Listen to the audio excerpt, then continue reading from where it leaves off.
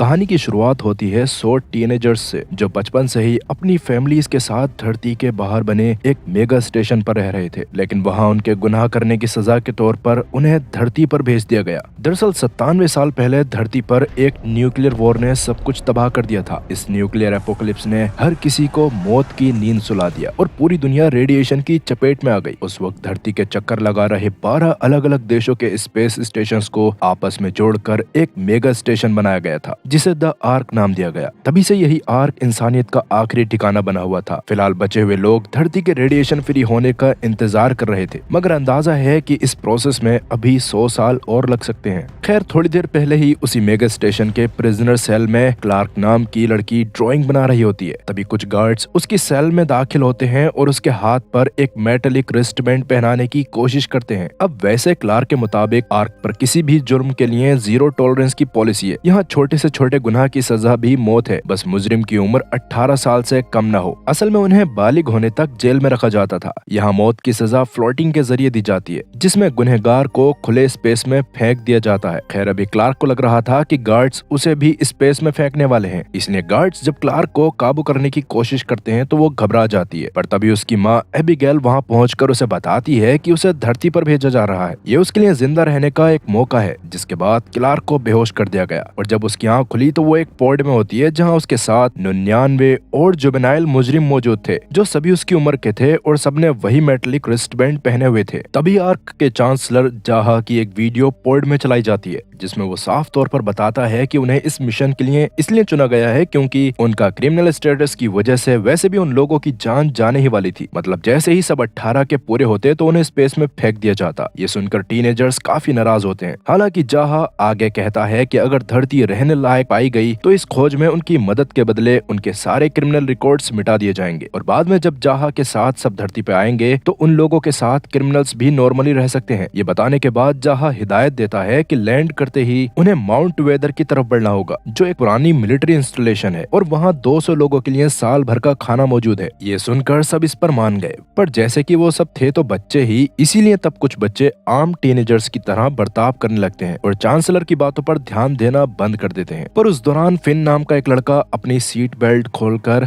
हवा में तैरते हुए ग्रेविटी का मजा लेने लगता है ताकि क्लार्क जैसी लड़कियों को इम्प्रेस कर सके, और तब 2 और बच्चे उसकी देखा देखी यही करने लगते हैं। क्लार्क के बगल में जाहा का बेटा वेल्स बैठा हुआ था, जो खुद भी किसी जुर्म की वजह से जेल में था, और वेल्स और क्लार्क दोनों ही पहले काफी अच्छे दोस्त हुआ करते थे। तब वेल्स क्लार्क को बताता है कि जब उसे खबर मिली कि जुवेनाइल ऑफेंडर्स को धरती पर भेजा जा रहा है तो उसने जानबूझकर एक जुर्म किया ताकि वो क्लार्क के साथ रह सके। हालांकि क्लार्क उसे देखकर बिल्कुल खुश नहीं होती, क्योंकि वेल्स की वजह से एक समय पर क्लार्क के पिता को मौत की सजा हो गई थी, जिसके लिए अभी वेल्स उससे माफी मांगता है, मगर क्लार्क उसकी कोई बात सुनने को तैयार नहीं होती। इसी बीच लैंडिंग पोर्ट के पैराशूट्स खुलने लगते हैं और हवा में तैर रहे 2 लड़के दीवारों से जा टकराते हैं। उनके गिरने से बोर्ड पर मौजूद सारा कम्युनिकेशन सिस्टम तबाह हो गया, जिसका मतलब ये है कि अब कोई भी आर्क से संपर्क नहीं कर पाएगा, जिससे सब परेशान होने लगते हैं, क्योंकि ऐसे में बस उनका रिस्ट बैंड ही उनका सहारा था, जिसकी मदद से उनकी दिल की धड़कन और सांस का डेटा आर्क तक जा रहा था, जिस पर आर्क के लोग नजर रख रहे थे ताकि उन्हीं सिग्नल्स के जरिए धरती के माहौल का पता लगाया जा सके। आगे लैंडिंग पोर्ट धरती पर पहुंच जाता है, जिसके बाद बेलामी नाम का एक लड़का जैसे ही पोर्ट का दरवाजा खोलने वाला होता है तो क्लार्क उसे खबरदार करती है कि बाहर की हवा जहरीली हो सकती है, इसीलिए भी वो रुक जाता है।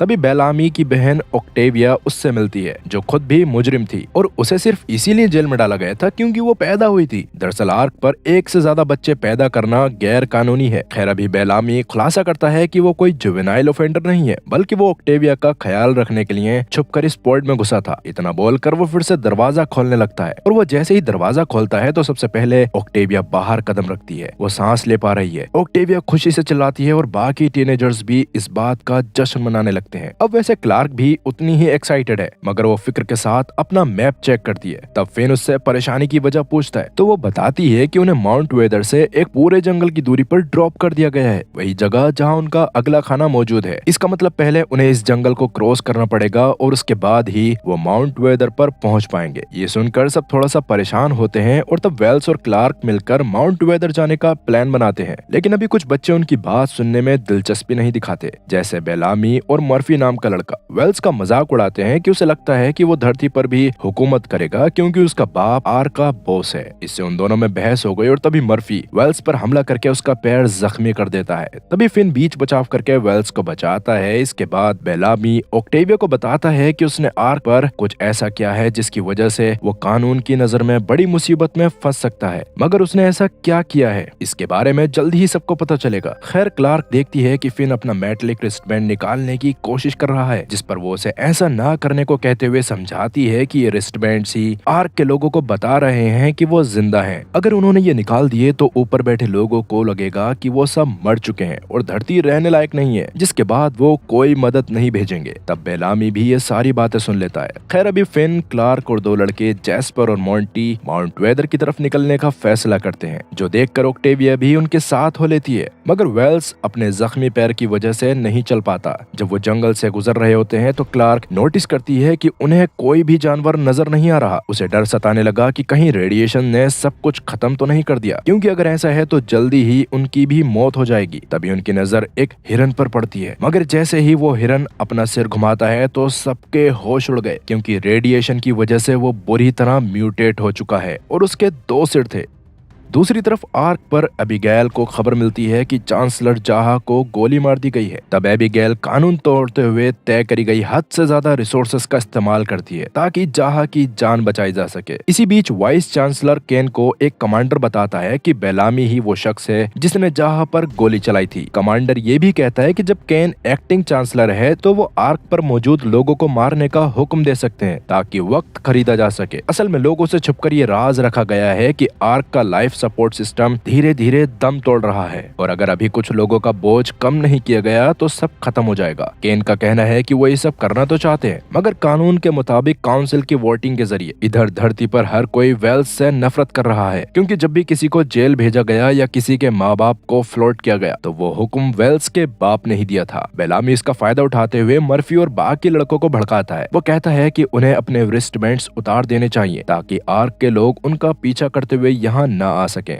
वो उन्हें यकीन दिलाता है कि उनके गुनाह कभी माफ नहीं किए जाएंगे और अगर वो वापस गए भी तो उनके साथ सेकंड क्लास सिटीजन्स जैसा सलूक होगा। मर्फी और बाकी लड़के बेलामी की बात मान लेते हैं ताकि वो धरती पर अपनी मर्जी से रह सकें। इधर आर्क पर केन देखता है कि 2 रेस्टबैंड्स, जिससे उसे यकीन हो जाता है कि बच्चे मर रहे हैं। हालांकि अबीगेल दलील देती है कि रेडिएशन से मौत अचानक नहीं होती, इसलिए अभी ये कहना जल्दबाजी होगी कि धरती रहने लायक नहीं है। धरती पर जैस्पर और मोंटी सवाल करते हैं कि उन्हें अभी क्यों भेजा गया। तब क्लार्क बताती है कि आर्क का लाइफ सपोर्ट सिस्टम खत्म हो रहा है। क्लार्क के पिता ने ही सबसे पहले ये खोज की थी और वो लोगों को सच बताना चाहते थे। क्लार्क ने ये बात अपने दोस्त वेल्स को बताई, जिसने ये खबर गवर्नमेंट तक पहुंचा दी। गवर्नमेंट को लगा कि इससे पैनिक फैल जाएगा, इसलिए उन्होंने क्लार्क के पिता को फ्लोट कर दिया और क्लार्क को जेल में डाल दिया। फिलहाल चलते चलते वो एक नदी किनारे पहुंचते हैं जहाँ ऑक्टेविया बिल्कुल टीनेजर्स वाली हरकत करती है और अपने कपड़े उतारकर नदी में कूद जाती है। पर तभी नदी के पानी में एक विशाल सांप जैसा जीव जाहिर होता है और ऑक्टेविया पर हमला कर देता है। पर तभी बाकी लोग सांप का ध्यान भटकाकर ऑक्टेविया को सही सलामत नदी से बाहर निकाल लेते हैं।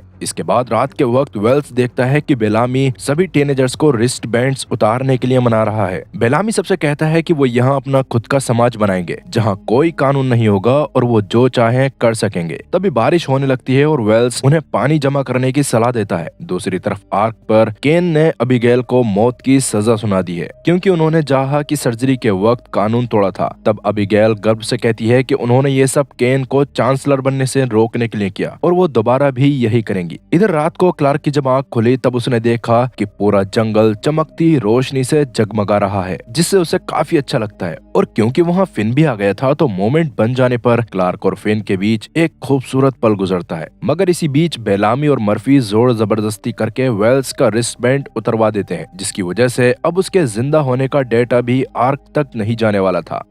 दूसरी तरफ आर्क पर अभी अबीगेल को सजा देके स्पेस में फेंकने की तैयारी करी जा रही थी। मगर केन जैसे ही अबीगेल को फिकवाने वाला होता है, ठीक उसी समय चांसलर जाहा वहां पहुंच जाता है, जो पूरी तरह सही हो गया था। और क्योंकि ये सब अबीगेल की वजह से हुआ था, इसीलिए वो अबीगेल को माफ कर देते हैं, जिससे अबीगेल काफी खुश होती है। इधर धरती पर क्लार्क का ग्रुप नदी पार करने के लिए एक बेल का सहारा लेता है, जबकि जैस्पर ऑक्टेविया को इम्प्रेस करने के लिए सबसे पहले कूदता है और सही सलामत बेल से झूलता हुआ दूसरी तरफ पहुंच जाता है। इससे खुश होकर सभी जश्न मना ही रहे होते हैं कि अचानक कहीं से एक भाला सीधा जैस्पर के सीने में आ लगा, जो देखकर सब काफी ज्यादा डर गए थे। और अब क्लार्क को एहसास होता है कि धरती पर वो अकेले नहीं है, उनके अलावा कोई ना कोई और भी उनकी तरह वहाँ पहले से मौजूद है। इसीलिए फिन, क्लार्क, ऑक्टेविया और मोंटी अपनी जान बचाकर भागते हैं, मगर रास्ते में उन्हें जैस्पर की चीखें सुनाई देती हैं। वो समझ जाते हैं कि जैस्पर अभी भी जिंदा है, इसीलिए वो उसकी मदद करने के लिए वापस आते हैं। मगर वहाँ आके उनकी आंखें फटी की फटी रह गईं, क्योंकि अब तक जैस्पर वहाँ से गायब हो चुका था। दूसरी तरफ आर्क के कंट्रोल रूम में जाहा जब देखता है कि वेल्स का रिस्टबैंड ऑफलाइन हो गया है तो वो टूट जाता है, क्योंकि बेशक से वेल्स को एक कैदी की तरह सजा काटने धरती पर भेजा गया हो, मगर जाहा अपने बेटे से प्यार तो करता ही था। ये देखकर अबिगेल उसे समझाती है कि रिस्टबैंड बंद होने का मतलब मौत नहीं है, और हो सकता है कि किसी खराबी की वजह से रिस्टबैंड बंद हो गया हो। मगर केन के मुताबिक धरती रहने लायक नहीं है और उन्हें अब आर्क को बचाने के लिए सख्त कदम उठाने होंगे। असल में केन चाहता था कि उन्हें चुनाव करे गए लोगों को भी स्पेस में फेंक दिया जाए, जिससे उनके हिस्से के रिसोर्सेस बचेंगे और आर्क पे मौजूद लोगों को बचाने का कोई रास्ता निकालने के लिए थोड़ा सा और समय मिल जाएगा। मगर जाहा और अबिगेल अभी ऐसा करने से मना कर देते हैं। अब अगली सुबह धरती पे वेल्स देखता है कि टीनेजर्स किसी जानवरों की तरह बर्ताव कर रहे हैं, क्योंकि अब उन्हें किसी चीज से लेना देना नहीं था और वो अपनी मौज मस्ती में लगे थे। तो वेल्स बेलामी को संभालने को कहता है, क्योंकि ऐसे ही चलता रहा तो हंगामा उनके काबू से बाहर हो जाएगा। मगर बेलामी को इस बात की कोई परवाह थी ही नहीं। तभी मर्फी एक बार फिर वेल्स पर हमला करता है और दोनों के बीच लड़ाई होने लगती है। लेकिन तभी क्लार्क का ग्रुप वहाँ वापस पहुँचता है। वो सबको बताते हैं कि जैस्पर पर हमला हुआ है और इस प्लानेट पर कोई और भी मौजूद है। ये सुनने के बाद तो सब थोड़ा सा हैरान हो गए और तभी क्लार्क नोटिस करती है कि ज्यादातर लोगों ने अपने रिस्ट बैंड्स निकाल दिए हैं। ये देखकर वो उन्हें समझाती है कि उन्हें वापस अपने रिस्ट बैंड्स पहनने होंगे, क्योंकि अगर उन्हें धरती पर मौजूद दुश्मनों से लड़ना है तो उन्हें आर्क से मदद और रीइंफोर्समेंट्स की जरूरत पड़ेगी, और वो रीइंफोर्समेंट्स तभी आएगी जब वो लोग अपने बैंड्स को एक्टिव रखेंगे, वरना आर्क पे मौजूद लोगों को यही लगेगा कि वो सब मारे गए हैं। तो ऐसे में तो कोई उनकी मदद करने कभी नहीं आएगा। मगर बेलामी को इस बात से अभी भी कोई फर्क नहीं पड़ता और वो एक स्पीच देता है कि वो अपना ख्याल खुद रख सकते हैं, और वेल्स और क्लार्क जैसे बड़े लोगों के बच्चे सिर्फ अपनी पुरानी हैसियत वापस पाने के लिए ये सब कर रहे हैं। दूसरी तरफ अबिगेल जाहा को समझाती है कि केन अब काउंसिल में लोगों को मारने का मुद्दा उठाएगा, मगर उन्हें इसके खिलाफ वोट देना चाहिए, क्योंकि धरती पर अब भी उम्मीद बाकी है। इस पर जाहा उसे बताते हैं कि आर्क दम तोड़ रहा है और सिर्फ उम्मीद के सहारे काम नहीं चलेगा, क्योंकि जल्द ही आर्क पे ऑक्सीजन खत्म हो जाएगी, जिससे सबकी जान खतरे में आ जाएगी। वहीं धरती पर क्लार्क जैस्पर को बचाने के मिशन पर निकलने का फैसला करती है। वो बेलामी को इस मिशन में शामिल होने के लिए राजी कर लेती है, ये कहकर कि अगर वो सबका लीडर बनना चाहता है तो वो डरता हुआ नहीं दिख सकता। और वैसे बेलामी के पास एक गन भी थी जो इस सफर में उनके काम आ सकती थी, इसलिए बेलामी चलने के लिए मान गया और वेल्स और फेन भी उनके साथ जुड़ जाते हैं। जाने से पहले बेलामी एडम नाम के एक लड़के को ऑक्टेविया का ख्याल रखने की जिम्मेदारी देता है। वहीं क्लार्क मोंटी को हिदायत देती है कि वो इंजीनियरिंग का इस्तेमाल करके आर्क से दोबारा संपर्क करने की कोशिश करे। इधर आर्क पर रेवन नाम की एक होनहार यंग इंजीनियर अपने बॉयफ्रेंड से मिलने जुवेनाइल प्रिजन जा रही होती है, पर उसे बताया जाता है कि वायरस की वजह से वहाँ क्वारंटीन लगा है। तभी रेवन अबिगेल को देखती है और साफ कहती है कि ये वायरस की बात झूठ है और वो लोग कुछ बड़ा छुपा रहे हैं। असल में आर्क पे नॉर्मल लोगों को इस बारे में पता ही नहीं था कि आर्क खराब होने वाला है, और उसकी वजह से प्रिजन के बच्चों को धरती पे भेज दिया है ताकि ये पता लगाया जा सके कि धरती सही हो गई है या नहीं। वहीं धरती पर एडम जो ऑक्टेविया को संभाल रहा था, उसकी और ऑक्टेविया के बीच नजदीकियां बढ़ने लगती हैं और ऑक्टेविया को भी एडम के साथ काफी अच्छा लग रहा था। दूसरी तरफ रेस्क्यू पार्टी दो हिस्सों में बढ़ जाती है, जहां फिन और क्लार्क साथ में आगे बढ़ रहे थे और बेलामी और वेल्स साथ में। तब फिन और क्लार्क को आगे चलते हुए एक वाटरफॉल मिलता है, जिसे देखकर दोनों थोड़ी देर वहां रुककर सुकून के पल बिताते हैं, जिससे उनके बीच रोमांटिक केमिस्ट्री और बढ़ने लगती है।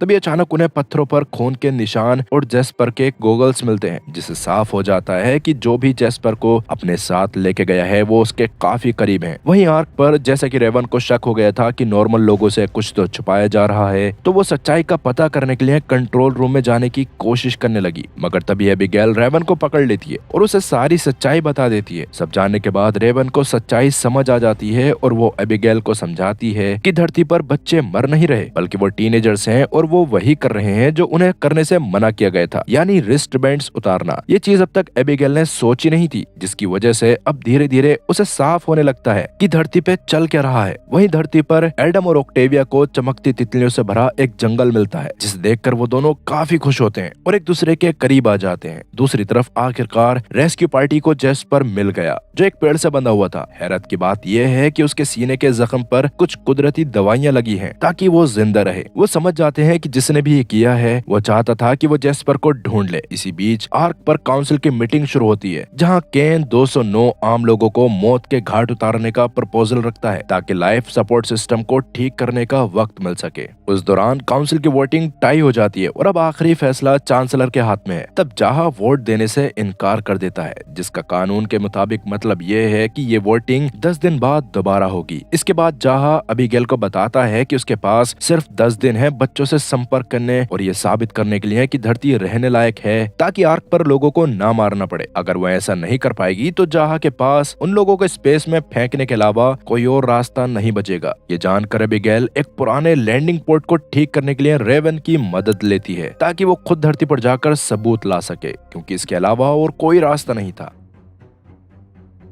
ये सुनकर रेवन उसकी मदद करने के लिए इस शर्त पर राजी होती है कि वो भी साथ जाएगी, क्योंकि उसका बॉयफ्रेंड भी वहीं है। इसी बीच रेस्क्यू पार्टी जब जेस्पर को पेड़ से नीचे उतार रही होती है, तभी एक तेंदुए जैसा खतरनाक जीव वहां पहुंचकर बेलामी पर हमला करने वाला होता है। पर तभी वेल्स, जिसने छुपकर बेलामी की गन चुरा ली थी, निशाना लगाकर उस जानवर को ढेर कर देता है। इसके बाद वो लोग जेस्पर और उस मरे हुए जानवर को लेकर वापस सबके पास पहुंच जाते हैं और सब खुश होकर जानवर को खाने की तैयारी करने लगते हैं। अब जैसा कि जेस्पर की हालत अभी भी पूरी तरह से सही नहीं थी, तो क्लार्क जेस्पर का इलाज शुरू कर देती है। इसी बीच बेलामी लोगों से कहता है कि अगर उन्हें खाना चाहिए तो रिस्ट बैंड्स उतारने होंगे। ये किसी को सही नहीं लगता। तभी फिन बीच में आके सबको याद दिलाता है कि बेलामी ने ही कहा था कि यहाँ कोई कानून नहीं है और वो जो चाहे कर सकते हैं। तब वो रिस्ट बैंड उतारे बिना ही खाना ले लेता है। ये सुनकर बेलामी शांत हो गया और तभी उसे एडम और ऑक्टेविया की नजदीकियों के बारे में पता चलता है, जो देखकर वो काफी गुस्सा हो गया और एडम को सजा देता है, मगर उन्हें खबर नहीं कि उनका एक दुश्मन छुपकर ये सब देख रहा है। खैर, अभी खाना खाते समय क्लार्क को 1 साल पुराना एक वाक्य याद आया, जब वो उसके पिता जेक, जाहा और वेल्स एक पुराना फुटबॉल मैच देख रहे थे। तभी जेक को एक एनालिसिस रिपोर्ट मिलती है, जिसे देखकर उसका चेहरा उतर गया। दरअसल जेक को पता चला था कि आर्क पे बस 1 साल की ऑक्सीजन ही बची है, जिस बारे में वो बाद में एबिगेल को बताता है, जिससे वो भी काफी परेशान हो गई थी। तब जेक का मानना था कि लोगों को ये सच जानने का हक है, ताकि सब मिलकर इसका कोई ना कोई हल निकाल सकें। लेकिन एबिगेल डरती है कि इससे हर तरफ डर का माहौल हो जाएगा, जिससे बगावत भी हो सकती है। इसलिए वो जेक को रोकने की कोशिश करती है, क्योंकि ऐसा करने पर उसे फ्लोट कर दिया जाएगा, मगर जेक नहीं मानता। उस दौरान क्लार्क भी ये सारी बातें छुपकर सुन लेती है। उसकी वजह से क्लार्क काफी ज्यादा परेशान हो गई थी, जिस बारे में बाद में वो वेल्स से बात करती है और उसे मना करती है कि वो इस बारे में किसी को भी ना बताए, जिस पर वेल्स मान गया। पर इसके अगले ही दिन जाहा के लोग जेक को पकड़ लेते हैं, क्योंकि उन्हें पता चल गया था कि जेक सबको ऑक्सीजन के बारे में बताने वाला है। इसका मतलब क्लार्क के मना करने के बाद भी वेल्स ने जाहा को सब बता दिया था। उसी वजह से जेक को कुछ समय बाद स्पेस में फेंक दिया गया, और क्योंकि उस समय क्लार्क भी जाहा का साथ देने वाली थी, उसी वजह से उसे भी जेल हो जाती है। और अब प्रेजेंट में क्लार्क जेस्पर का इलाज कर रही है, जो दर्द से बुरी तरह करा रहा है। उसकी चीखों से बाकी बच्चे परेशान हो रहे थे। खैर, इसके बाद जब क्लार्क बाहर आती है तो उसे शार्लेट नाम की एक छोटी लड़की दिखाई थी, जो खुद भी नींद में चिल्ला रही थी। ये देखकर क्लार्क उससे बात करती है और शार्लेट उसे बताती है कि उसके माँ बाप को फ्लोट कर दिया गया था और उसे हर रात वही सपने आते हैं। ये सुनकर क्लार्क उसे दिलासा देती है। आगे रात के वक्त एक कपल टहलने निकलता है, तभी अचानक एक अजीब सा पीला कोहरा उन्हें घेर लेता है। ये कोहरा उनके जिस्म को जलाने लगता है।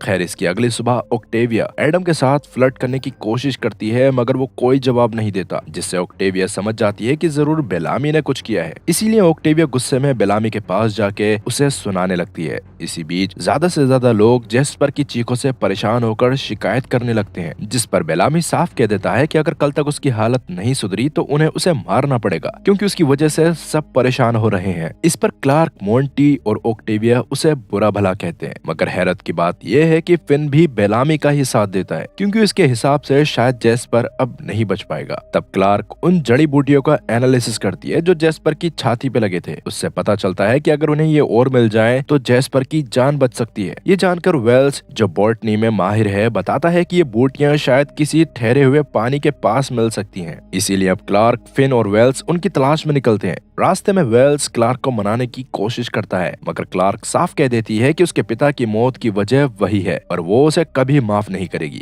इस दौरान उन्हें एक पुरानी कार का ढांचा मिला। दूसरी तरफ बेलामी और उसकी गैंग शिकार पर निकलते हैं, जहां शार्लेट भी उनके साथ जुड़ जाती है। पहले तो वो उसे वापस भेजना चाहते हैं, मगर उसकी हिम्मत देखकर बेलामी उसे एक चाकू पकड़ा देता है और उनके साथ रहने को कहता है। वहीं फिन, क्लार्क और वेल्स को आखिरकार वो बोटियां मिल जाती हैं, जो दरअसल एक तरह की सीवीड है। पर तभी वही पीला जहरीला कोहरा एक तूफान की तरह वहां पहुंच जाता है। तब अपनी जान बचाने के लिए वो तीनों उसी पुरानी कार के अंदर छुप गए। अब क्योंकि बेलामी और शार्लेट के पास भी वो तूफान आने वाला था, उसी वजह से वो लोग भी एक गुफा में पनाह लेते हैं। मगर एडम उस कोहरे की चपेट में आ गया और बुरी तरह जलने लगा। इससे बेलामी और शार्लेट काफी डर गई थी, मगर वो अभी कुछ भी नहीं कर सकते थे। तब शार्लेट तूफान के बंद होने तक सो जाती है। उधर फिन को कार के डैशबोर्ड से शराब मिलती है और वो तीनों मिलकर उसे पीते हैं। तब नशे में धुत क्लार्क वेल्स से सवाल करती है कि उसने उसे धोखा क्यों दिया। वेल्स सिर्फ इतना कहता है कि उससे गलती हो गई, मगर क्लार्क के लिए ये जवाब काफी नहीं था। इधर गुफा में शार्लेट फिर से नींद में चिल्लाती है। तब बेलामी उसे एक अजीब सलाह देता है। वो कहता है कि उसे अपने डर का सामना जागते हुए करना चाहिए, ताकि वो उसे सोते वक्त परेशान न करे। इसी बीच कैंप में कोहरे की वजह से सब लोग लैंडिंग पोर्ट के अंदर बंद हैं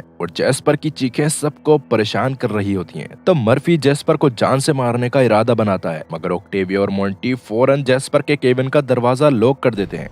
इसके थोड़ी देर बाद कोहरा साफ हो जाता है और पूरा ग्रुप जेस्पर की तरफ बढ़ने लगता है। रास्ते में फिन क्लार्क से कहता है कि वेल्स उससे सच्चा प्यार करता है, पर जब बात उसके पिता की आती है तो वो कभी साफ जवाब नहीं देता। तब फिन पूछता है कि क्या उसे 100% यकीन है कि वेल्स ने ही वो राज खोला था। क्लार्क कहती है कि उसने सिर्फ वेल्स को ही बताया था, मगर फिन के सवाल उसे सोचने पर मजबूर कर देते हैं। वहीं गुफा से बाहर निकलने पर जब बेलामी को एडम मिला तो उसके होश उड़ गए, क्योंकि एडम का पूरा जिस्म जल चुका था और उस पर छाले निकल आए थे। तब एडम दर्द से कराहते हुए बेलामी से मौत की भीख मांगता है, जिस पर बेलामी पहले तो मना कर देता है। तभी क्लार्क वहां पहुंचकर एडम की हालत देखती है और बेलामी को इशारा करती है कि अब कुछ नहीं हो सकता। इशारा करने के बाद वो चाकू उठाती है और एडम को उसके दर्द से आजाद कर देती है। इस घटना के बाद बेलामी के दिल में क्लार्क के लिए इज्जत बढ़ जाती है और अब जब वो कैंप वापस पहुंचते हैं तो एडम की लाश देखकर ऑक्टेविया टूट गई और उसे लगता है कि बेलामी ने ही एडम को जान से मारा है, क्योंकि उसे ऑक्टेविया का एडम के साथ रहना पसंद नहीं था। खैर, इसके बाद क्लार्क उस सीवीड से दवा बनाकर जेस्पर को देती है, जिसके बाद वो बाहर आकर देखती है कि वेल्स एडम के लिए कब्र खोद रहा है। उस दौरान क्लार्क वेल्स को बताती है कि उसे अब समझ आ गया है, उसके पिता का राज वेल्स ने नहीं बल्कि उसकी माँ ने खोला था, क्योंकि उनके अलावा वही एक शख्स थी जो ये सच जानती थी। इस पर वेल्स हाँ बोलता है, क्योंकि सच में उसने जैक के बारे में अपने पिता को कुछ नहीं बताया था और उसने इस बारे में आज तक क्लार्क को कभी इसी वजह से नहीं बताया, क्योंकि वो नहीं चाहता था कि क्लार्क उसकी बातों की वजह से अपनी माँ से भी नफरत करने लग जाए। इसलिए उसने सारा इल्जाम अपने सर ले लिया ताकि क्लार्क को उस कड़वे सच से बचा सके। ये सुनकर क्लार्क इमोशनल होते हुए वेल्स से माफी मांगती है और उसे गले लगा लेती है।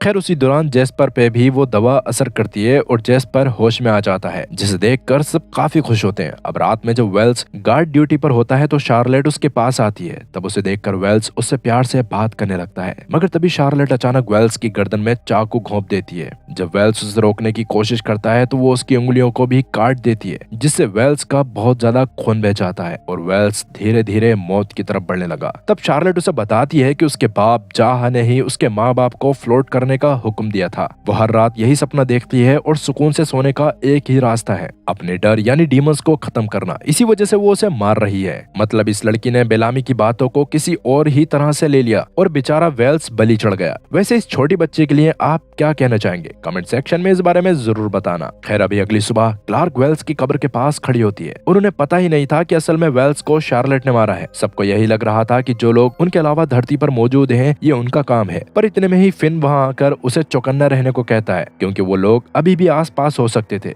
इस पर क्लार्क फिन को बताती है कि कैसे वेल्स ने उसे अपनी माँ से नफरत करने के दुख से बचाने के लिए खुद को बुरा बनने दिया। उसी वजह से क्लार्क को अभी और ज्यादा बुरा लग रहा था और अब वो चाहती थी कि वो अपनी माँ को भी वही दर्द दे जो उन्होंने उसे दिया है। तभी उसे एक आइडिया आया और वो मोंटी से कहकर अपना रिस्ट बैंड निकलवा देती है और उसका ये तरीका काम करता है, क्योंकि जब आर्क पर अबेगेल देखती है कि क्लार्क के जिंदा होने के सिग्नल आना बंद हो चुके हैं तो वो बुरी तरह घबरा जाती है, क्योंकि अब उसे भी लग रहा था कि शायद क्लार्क की मौत हो चुकी है। इधर मोंटी क्लार्क को बताता है कि वो रिस्ट बैंड्स का इस्तेमाल करके एक कम्युनिकेशन डिवाइस बनाने के काफी करीब है, जिससे वो आर्क से संपर्क कर सकेंगे। इससे क्लार्क को बाकियों के लिए थोड़ा सा अच्छा लगता है। खैर अभी दुश्मनों के डर से सभी टीनेजर्स कैंप के चारों तरफ एक दीवार खड़ी करने लगते हैं, जिसके थोड़ी देर बाद जब जेस्पर और ऑक्टेविया दीवार के बाहर निकलते हैं तो जेस्पर ठोकर खाकर गिरता है और उसे वहाँ वही चाकू और वेल्स की उंगलियां मिलती हैं, जिससे उसे समझ आ गया था कि पक्का ये उनके दुश्मनों का नहीं बल्कि उनके ही ग्रुप के किसी बंदे का काम है। इधर आर्क पर केन को शक होने लगता है कि उससे और बाकी लोगों से कुछ तो छुपाया जा रहा है, क्योंकि अबीगेल बार बार स्पेस स्टेशन के एक खास हिस्से में जा रही थी। ये वही जगह थी जहाँ रेवन पुराने लैंडिंग पोर्ट को ठीक कर रही थी। तब अबीगेल रेवन से कहती है कि उन्हें जल्दी करनी होगी, जिस पर रेवन बताती है कि उन्हें बस एक प्रेशर रेगुलेटर चाहिए और वह जानती है कि वो कहाँ मिलेगा। वहीं धरती पर जेस्पर और ऑक्टेविया वही चाकू बेलामी और क्लार्क को दिखाते हैं। क्लार्क नोटिस करती है कि चाकू उन्हीं के लैंडिंग पोर्ट के मेटल से बना है, जिससे उनका शक यकीन में बदल गया कि वेल्स की जान उनके ही अपने ग्रुप के किसी बंदे ने ली है। अब वैसे उस चाकू पर मर्फी के नाम के शुरुआती अक्षर लिखे हुए थे, जिससे सबको मर्फी ही कातिल लगता है। जिस दौरान बेलामी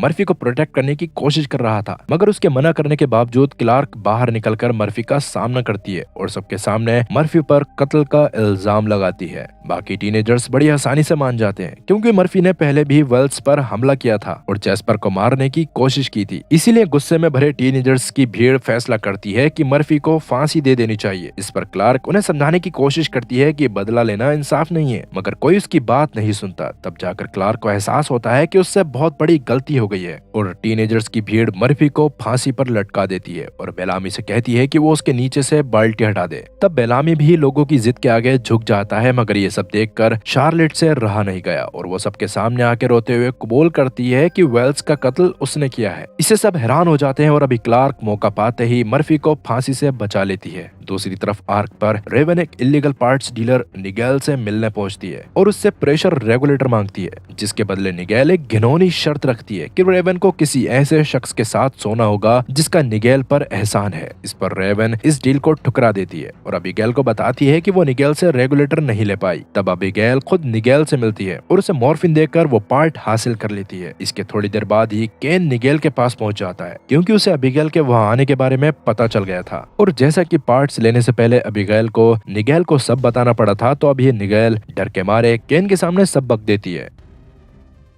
वहीं धरती पर मर्फी गुस्से से आग बबूला था और मांग करता है कि शार्लेट को भी उसी तरह फांसी दी जाए जैसे उसे दी जा रही थी। लेकिन बेलामी, क्लार्क और फिन ऐसा नहीं चाहते थे, इसलिए वो इस हालत को संभालने का प्लान बनाते हैं। तब बेलामी बाहर निकलकर मर्फी को समझाने की कोशिश करता है, मगर क्योंकि बेलामी ने खुद उसे एग्जीक्यूट करने की कोशिश की थी, इसलिए मर्फी अब उसकी इज्जत नहीं करता। वो जबरदस्ती टेंट में घुसता है, मगर तब तक फिन और क्लार्क शार्लेट को लेकर वहाँ से भाग चुके थे और यही उनका प्लान था। अब इसके बाद शार्लेट जब क्लार्क का हाथ पकड़ने की कोशिश करती है तो क्लार्क उस पर चिल्लाती है। वो उसे याद दिलाती है कि वो सिर्फ उसकी जान बचा रहे हैं। इसका मतलब ये नहीं कि वेल्स के कातिल के लिए उसे माफ कर दिया जाए। वो उसे एहसास दिलाती है कि वो एक कातिल है और उसे इसका अफसोस होना चाहिए। वहीं इसके बाद फिन उन्हें मर्फी से छुपाने के लिए एक अंडरग्राउंड बंकर में ले जाता है जो उसने दिन में ढूंढा था। वहाँ वो लोग सो जाते हैं, जिसके थोड़ी देर बाद क्लार्क की जब आंख खुली तो वो देखती है कि शार्लेट वहाँ से जा चुकी है, क्योंकि वो काफी ज्यादा गिल्ट फील कर रही थी और वो किसी पे बोझ नहीं बनना चाहती थी। वहीं शार्लेट जंगल में भाग रही होती है, तभी बेलामी उसे ढूंढ लेता है। वो उसे बचाने का वादा करता है, मगर शार्लेट गुनाह के बोझ से दब चुकी थी और कहती है कि वो बस सरेंडर करना चाहती है। उतने में ही मर्फी और उसकी गैंग वहां पहुंच जाते हैं, मगर बेलामी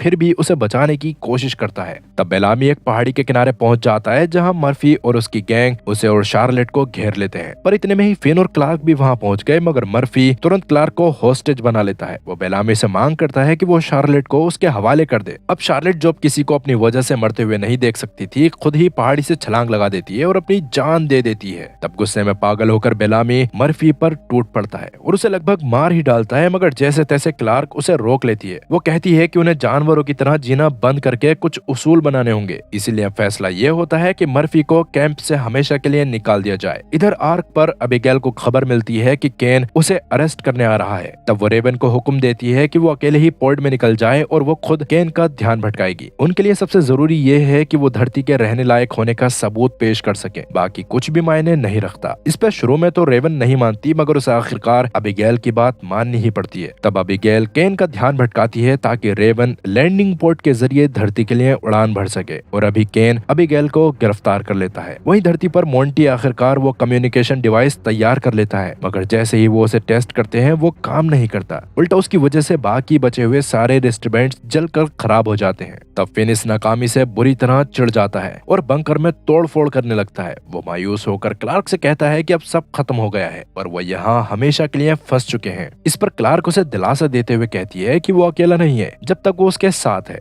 इस इमोशनल पल में दोनों एक दूसरे के बेहद करीब आ जाते हैं और इंटीमेट होने लगते हैं। खैर अब अगली सुबह क्लार्क फिन से कहती है कि ये सिर्फ सुकून पाने की कोशिश नहीं थी बल्कि वो सच में उसे पसंद करती है। इस पर फिन मजाक में जवाब देता है क्योंकि वो अभी बस क्लार्क के साथ था मगर उसे क्लार्क पूरी तरह से पसंद नहीं थी। वहीं आर्क पर जाहा जेल में अबिगेल से मिलने आता है और उसे रिहा करने का हुक्म सुनाता है क्योंकि मेडिकल डिपार्टमेंट में डॉक्टर्स की सख्त कमी है और ऐसे में वो अबिगेल को स्पेस में फेंकने का रिस्क नहीं उठा सकते थे। अब वैसे जाहा जानता था कि केन उसकी बात आसानी से नहीं मानेगा, इसलिए वो उसे अच्छे से बताता है कि आर्क पर ऑक्सीजन का लेवल तेजी से गिर रहा है और उसी वजह से केन के लोगों को मारने वाला प्लान काउंसिल ने अप्रूव कर दिया है, जिससे केन खुश हो जाता है और अबिगेल को छोड़ देता है। इधर क्लार्क और फिन खुले आसमान में बैठे सितारों को निहार रहे थे। तभी उन्हें एक टूटता तारा नजर आता है मगर गौर से देखने पर क्लार्क को एहसास होता है कि वो कोई तारा नहीं बल्कि एक लैंडिंग पोड है। ये समझ आते ही क्लार्क और फिन तुरंत उसकी तरफ भागते हैं और तब कैंप में बाकी टीनेजर्स भी उसे देखकर एक्साइटेड हो गए और अंदाजा लगाने लगे कि आर्क ने उनके लिए क्या भेजा होगा। अब जहाँ सब एक्साइटेड थे वहीं बेलामी काफी फिक्रमंद था क्योंकि उसे अपना पुराना गुनाह याद आता है। दरअसल उसने ही जाहा को गोली मारी थी क्योंकि केन ने उसे ऐसा करने को कहा था क्योंकि केन शुरू से जाहा की पोजीशन लेना चाहता था और बेलामी ऐसा करने के लिए माना था क्योंकि वो अपनी बहन से मिलना चाहता था और ऐसा करने का सिर्फ यही रास्ता था कि वो केन की बात मान ले, जिसके बाद केन उसे उस पोर्ट में अर्थ पे भेज देगा जिसमें बाकी बच्चों को भेजा गया है। उसी वजह से अभी बेलामी सबसे कहता है कि रात के वक्त कोई भी पोर्ट के पास नहीं जाएगा क्योंकि ये खतरनाक हो सकता है। इधर पोर्ट क्रैश लैंड होता है जिसकी वजह से रेवन बेहोश हो जाती है। उस दौरान आर्क से रेडियो के जरिए अबिगेल बार बार उससे संपर्क करने की कोशिश कर रही थी मगर वो कोई जवाब नहीं दे पाती। वहीं कैंप में फिन और क्लार्क जब वापस पहुंचे तो उन्हें पता चला कि बेलामी गायब है। वो समझ जाते हैं कि बेलामी उस पोर्ट के रेडियो को खत्म करने गया है क्योंकि जब से वो धरती पर आया है उसने हर मुमकिन कोशिश की है कि आर्क को धरती की सच्चाई पता न चले। उधर ऑक्टेविया भी बेलामी के पीछे जाती है और उससे जानने की कोशिश करती है कि वो रेडियो को बर्बाद क्यों करना चाहता है। इस पर बेलामी उसे सब बता देता है कि जब उसे पता चला कि ऑक्टेविया उन 100 बच्चों में शामिल है जिन्हें धरती पर भेजा जा रहा है तो वो किसी भी हाल में उसके साथ आना चाहता था। ऑक्टेविया ये सुनकर दंग रह गई और साफ कहती है कि उसने कभी बेलामी से ऐसा कुछ करने को नहीं कहा था। वहीं आर्क पर जाहा और केन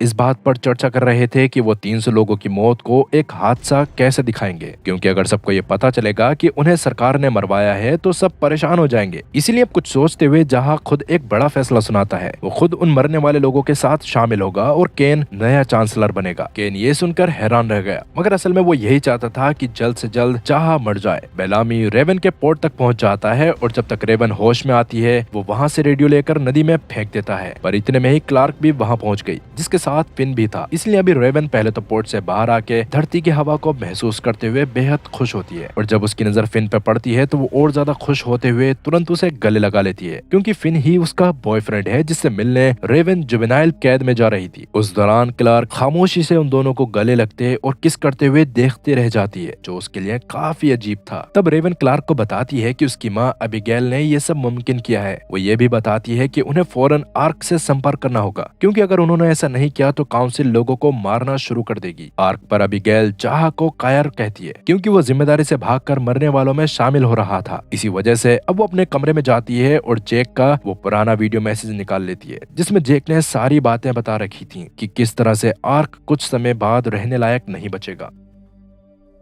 इसके बाद अबिगेल वो वीडियो मैसेज पूरे स्टेशन पर चला देती है और सबको लोगों को मारने के प्लान के बारे में बता देती है। वहीं ऑक्टेविया जब कैंप में वापस जा रही थी तब अचानक उसका पैर फिसल गया और वो गिरकर बेहोश हो गई जिसके बारे में किसी को पता नहीं चलता। दूसरी तरफ क्लार्क और फिन बेलामी को घेर लेते हैं और रेडियो के बारे में पूछते हैं। तभी रेवन उन्हें बताती है कि बेलामी एक भगोड़ा है क्योंकि उसने जाहा को गोली मारी थी मगर साथ ही वो ये खुलासा भी करती है कि जाहा अभी जिंदा है। इससे बेलामी हैरान होता है और तब क्लार्क बेलामी को समझाती है कि वो कातिल नहीं है बल्कि सिर्फ अपनी बहन को बचाने की कोशिश कर रहा था। ये बताते हुए वो उससे रेडियो देने की गुजारिश करती है। तब बेलामी भी सभी टीनेजर्स को नदी में रेडियो ढूंढने का काम पर लगा देता है। रेडियो मिल तो जाता है मगर उसे ठीक करने में काफी वक्त लगेगा और उनके पास वक्त बिल्कुल नहीं है क्योंकि आर्क पर मौत का खेल शुरू होने वाला था। तभी रेवन को एक नया आइडिया आता है। वहीं आर्क पर चांसलर के ऑफिस के बारे में में भीड़ जमा होने लगती है। केन को डर था कि कहीं दंगे शुरू न हो जाएं, मगर सबकी हैरत का ठिकाना तब नहीं रहता जब लोग खुद आगे आकर खुद को एग्जीक्यूट करवाने के लिए अपना नाम देने लगते हैं। इन लोगों में वो माँ बाप शामिल थे जो अपने बच्चों को बचाना चाहते थे, और वो हस्बैंड वाइफ जो एक दूसरे की जिंदगी के लिए अपनी कुर्बानी देने को तैयार थे। तब जाहा कहता है कि जैक सही था, सच ने लोगों के अंदर की इंसानियत और अच्छाई को जगा दिया है, क्योंकि जैक ने कहा था कि जब लोगों को इस बारे में पता चलेगा तो वो दंगे नहीं करेंगे, बल्कि सब एक दूसरे की मदद करने की कोशिश करेंगे। इतना बोलकर जाहा अब भी मरने वालों के साथ शामिल होना चाहता था, मगर अब खुद केन उसे रोक देता है। केन कहता है कि लोग ये कुर्बानी इसलिए दे रहे हैं क्योंकि उन्हें जाहा जैसे लीडर पर भरोसा है जो उनके परिवार का ख्याल रखेगा। केन खुद को उस काबिल नहीं मानता और कहता है कि आगे के सफर के लिए उन्हें जाहा की जरूरत है। वहीं धरती पर रेवन का प्लान ये था कि ऐसे पावरफुल फ्लेयर्स यानी रोशनी वाले रॉकेट छोड़े जाएं जो एटमॉस्फेयर के ऊपर तक जा सकें, ताकि आर्क के लोग उन्हें देख सकें। लेकिन इसी बीच फिन, क्लार्क और रेवन के बीच की ऑकवर्डनेस खत्म होने का नाम नहीं ले रही थी। इधर आर्क पर जहां एक तरफ कुर्बानी देने वाले लोग अपने परिवारों को आखिरी बार अलविदा कह रहे थे, तो दूसरी तरफ धरती पर सभी नौजवान मिलकर उन पावरफुल फ्लेयर रॉकेट्स को बनाने में दिन रात एक कर देते हैं। और फिलहाल आर्क पर लोगों को स्पेस में फेंकने का वो मंजर शुरू होता है जो बेहद दर्दनाक और दिल को चीर देने वाला था। ठीक उसी वक्त धरती से फ्लेयर रॉकेट्स छोड़े जाते हैं जो आसमान को चीरते हुए ऊपर निकल जाते हैं। तभी सबको आसमान में काफी सारे टूटते तारे दिखाई देते हैं, जिन्हें देखकर सब तो खुश हो रहे थे,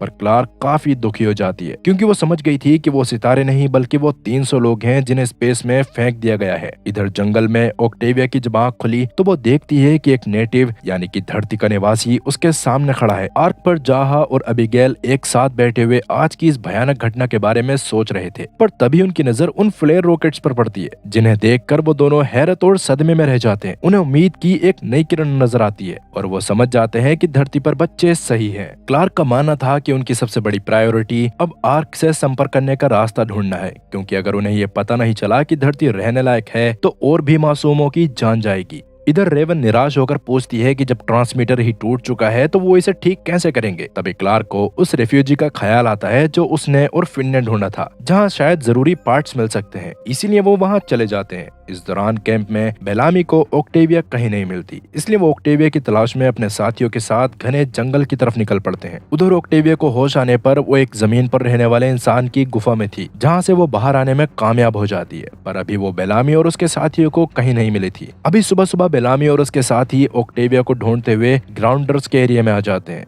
जिस दौरान ही अचानक कुछ ग्राउंडर्स उन पे हमला करके उसके कई साथियों को मार देते हैं, जिससे बचे हुए लोग इधर उधर भागने लग गए थे। तब एक औरत भागते हुए उस तरफ जाती है जहां ऑक्टेविया भी मौजूद थी, जिसकी आवाज सुनकर ऑक्टेविया भी उसके पास जाने लग गई थी, पर तभी रात वाला ग्राउंडर उसका मुंह बंद कर देता है और अगले ही पल दूसरा ग्राउंडर उस औरत को जाके मार देता है। इससे ऑक्टेविया को ये बात तो समझ आ जाती है कि वो ग्राउंडर उसकी जान नहीं लेना चाहता, बल्कि वो उसे बचा रहा है। लेकिन वो ग्राउंडर ऑक्टेविया को फ्री भी नहीं करता और उसे अपनी गुफा में वापस ले आता है। इसके थोड़ी देर बाद जब ग्राउंडर गुफा में वापस आता है तो ऑक्टेविया अचानक उस पर हमला करके वहां से भागने की कोशिश करती है, और तभी बेलामी, फिन और जेस्पर भी गुफा में आ जाते हैं। तब बेलामी ग्राउंडर को जान से मारने वाला था, लेकिन ऑक्टेविया उसे रोक लेती है क्योंकि ग्राउंडर ने भी उसे नहीं मारा था। तभी फिन की नजर ग्राउंडर के पास किसी चीज पर पड़ी और जैसे ही वो उसे देखने के लिए झुका, ग्राउंडर ने अचानक हमला करके उसके सीने में खंजर घोंप दिया। इसके बाद वो बेलामी को भी घायल करने वाला था, लेकिन जेस्पर ने ग्राउंडर को बेहोश कर दिया और वो लोग ग्राउंडर और फिन को जल्दी से अपने कैंप में वापस ले गए। वहाँ फिन की हालत काफी बिगड़ रही थी क्योंकि खंजर का टुकड़ा उसके शरीर में घुस गया था, और अभी क्लार्क उसकी हालत देखकर समझ गई कि उसे बस तभी बचाया जा सकता है जब रेवन रेडियो को सही करके अबिगेल से इलाज का तरीका पूछे। अब तक किस्मत से रेवन ने रेडियो सही भी कर दिया होता है और अभी अबिगेल से कांटेक्ट होने पर दोनों तरफ खुशी की लहर दौड़ पड़ती है।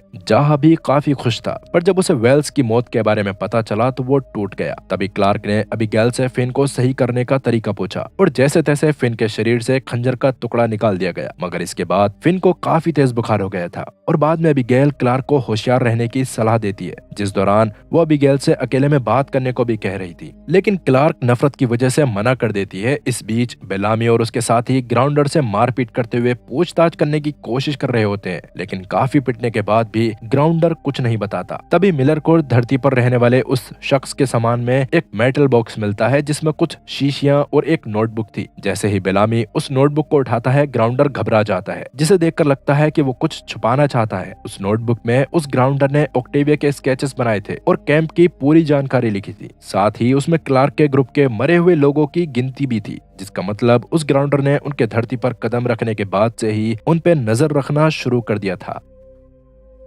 इसी बीच आर्क पे एक आदमी जिसने अपनी पत्नी को खोया था, ट्रेन पर हमला कर देता है, पर जज जाहा सही वक्त पर आकर मामला संभाल लेता है और सबसे सच बताने का वादा करता है। इसके लिए जाहा सभी लीडर्स की मीटिंग बुलाकर माफी मांगते हुए सच बताता है और ऐलान करता है कि धरती रहने लायक है। इस मौके का फायदा उठाते हुए डायना अपने वर्कर्स को दिलासा देकर स्थिति को संभालने में मदद करती है, जो देखकर जाहा डायना को काउंसिल सीट दे देता है। हालांकि ये सब एक सोची समझी साजिश थी। उस आदमी ने डायना के कहने पर यह करा था ताकि जज को यह फैसला लेने पर मजबूर किया जा सके। वहीं धरती पर अचानक फिन को दौरे पड़ने लगते हैं, मुंह से झाग निकलते हैं और सांस तेज हो जाती है। उस दौरान तूफान की वजह से रेडियो सिग्नल नहीं था। तब क्लार्क समझ जाती है कि खंजर पर जहर लगा था, इसलिए वो ग्राउंडर के पास जाके उससे एंटीटोड मांगती है, पर वो कुछ नहीं बोलता। इससे बेलामी गुस्से में ग्राउंडर को बेल्ट से पीटना शुरू कर देता है, लेकिन ग्राउंडर अभी भी कुछ नहीं बताता। ये देखकर ऑक्टेविया ने जमीन से वही जहरीला खंजर उठाया और अपनी ही कलाई पर एक कट लगा दिया। वो जानती थी कि ग्राउंडर उसे मरने नहीं देगा, और सच में उसकी हालत देखकर ग्राउंडर ने एंटीटोड के बारे में बता दिया, जिसके बाद फिन को एंटीटोड देकर रेवन पानी लेने बाहर निकल गई। इधर अबिगेल ने क्लार्क से बात करते हुए उससे पिता का जिक्र करा, जिससे क्लार्क गुस्से में आ गई और उसने अबिगेल को बता दिया कि वो सच जान चुकी है कि उसके पिता के बारे में उसकी मां ने ही अथॉरिटी को बताया था। तब अबिगेल रोते हुए सफाई देने की कोशिश करती है, मगर क्लार्क रेडियो डिस्कनेक्ट कर देती है। इसी बीच ऑक्टेविया ने उस ग्राउंडर के पास जाके उसके जख्म पहुंचते हुए माफी मांगी, पर तभी ग्राउंडर ने धीरे से थैंक यू कहा। ये सुनकर ऑक्टेविया को यकीन नहीं हो रहा था कि वो इंग्लिश समझता है,